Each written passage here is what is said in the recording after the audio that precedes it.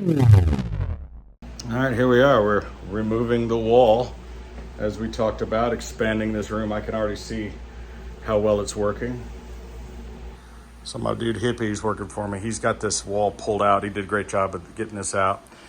So we're just gonna disconnect this cable that runs through here. We weren't sure how it ran because you'll notice that there's electrical there. See?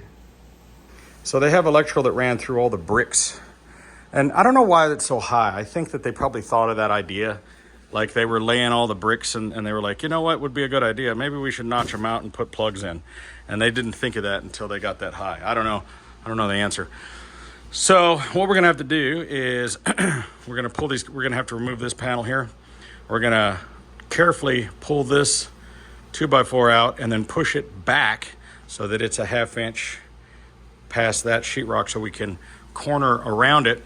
This box we will drop down and put into that panel once that panel is replaced. And then we'll put some corner edging on here.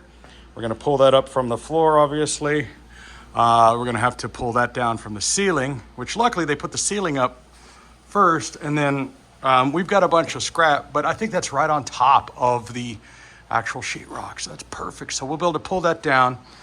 The thing that sucks is there's quite a bit of, you can see that there's quite a bit of texturing up there. So we're gonna have to, we're gonna have to do some kind of texturing. Well, I wanna pull all these panels out, and that's gonna be kind of a chore, but we have all this other sheetrock we pulled out. So we're gonna try to put that sheetrock in, fix that thing up there, fix this vent over here, we'll pull all these shelves down, take all this stuff out, and then try to match this corner edging from the other stuff that we took down, this crown molding up here, and then pull up all the carpet. And we'll probably have to completely redo all the bottom baseboards from that area to that area, just so that we find stuff that matches. And I'll probably just put in a tall, like a 3-inch square border, because we're gonna have equipment and stuff in here. And I may decide to go ahead and put chair rail. I like to do chair rail, the baseboard that runs all along here, because when you have equipment, like when you have equipment cases and things, and you're putting them up against the wall, chair rail makes a big difference when you put that in. The concrete's not gonna matter. You can't hurt the concrete. But over here, and I did that in my other shop room, where I put in like 3-inch baseboard material just as chair rail along the edges, and especially when you're constantly putting things up against the wall. But this is going to be great because look how much space we'll have. This is going to go all the way out to here when these shelves are removed. So imagine the whole drum kit would take up this whole area here. This is where our drummer will be. Even though we're going to paint this, we're going to put some sound deadening material here, some either egg crate or maybe just carpet. I might just buy a couple of carpets, a couple of shag carpets, and put them on the wall right here or something like that. Maybe some egg crate up here to try to isolate some of the drum ring. We want to isolate that. And then we could, there's power on this wall. I got to find where the other plugs are, but I know that there are other plugs here. I'm going to find them. And, we'll be able to have our keyboard guy or whatever be able to hang out here, or maybe we'll put them right there. We'll be able to move things around, but having this area where you can kind of hang out back here, like I can still see what's going on over here. I thought about putting the mixer and the equipment stuff over here, but I think it needs to stay over there. I think that's going to be the front of house, basically, where I can stand in that area, face this way, and catch all the drums. I know this is all highly technical, you guys, I'm sure. And that ceiling fan, since we have power outlet here, for the sake of our drummer, I think I'm gonna get a ceiling fan and mount it right here in this corner, right there above our drummer buddy. He's gonna appreciate that. Maybe even put another one in here. I don't know how many ceiling fans we could put, but definitely one flush one right there. I used to have a really cool ceiling fan in my other house, and maybe I'll steal it from Dallas and bring it back. I don't know. It was literally a drum. It was like a drum. It was a great ceiling fan. So anyway, I'm really happy with how this is going to turn out. I'm so glad I did this. I know it's a big pain in the ass. It's a lot of work, but it's really not. He's only been working on it a couple hours, and we got that wall cleanly ripped out. Didn't make a big mess at all. And we'll be able to preserve these 2x4s. and use them for other stuff. So I'm really happy with how this is working out. It's going to be great. All right, this is like a couple of days later, and we've got this ceiling patched up. Ran a line over here with a mount that's going to put this ceiling fan there, and the vent is going to be right under the ceiling fan. We did that on purpose. The vent used to be way over there in that hole, so we had to run a tube over here, seal all this up. This is all going to get mudded in, and there's going to be this vent, and I could feel it blowing cold air on me right now, but it's not super strong the way it should be. And so the idea is that the ceiling fan is going to be right there, and it'll help blow that cold and or warm air. Thinking about some ideas for soundproofing. You know, we're gonna use some kills to paint the wall and then paint it red. But we need to do some acoustic sound, not proofing, but to try to kill some of the echo that's in here. You know, maybe some tiles on the ceiling, some foam tiles on the wall. There's going to be a drum set either right there or right in the middle. We haven't decided. Usually it goes in the corner because, you know, the throne sits back there and you get maximum space. And the bass player is usually right next to him. But we're trying to figure out exactly how that's going to work. So, move on to the next day. All right, let's see how it looks now.